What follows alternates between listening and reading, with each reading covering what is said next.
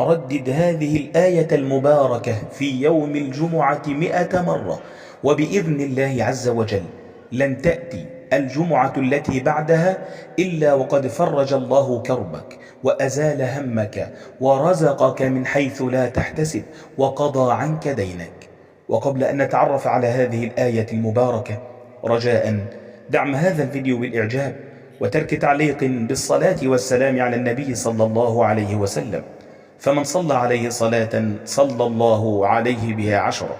إخواني الكرام، هذه الآية المباركة آية عجيبة تشتمل على أهم دعاء يحتاج إليه كل واحد منا، لأن هذا الدعاء به فرج الله كرب قوم وأعادهم به إلى الحياة. يوم الجمعة من أفضل الأيام ولا يرد فيه الدعاء، كما ورد ذلك عن النبي صلى الله عليه وسلم. ويسن لنا في يوم الجمعة أن نقرأ سورة الكهف، فبها ينير الله قلبك وطريقك وحياتك. وفي سورة الكهف آية عجيبة بها دعاء عظيم ينجي الله عز وجل به من أي كرب، بل بهذا الدعاء يعيد الله عز وجل الإنسان إلى الحياة بعد أن وصل لمرحلة الموت من الهم والكرب والضيق.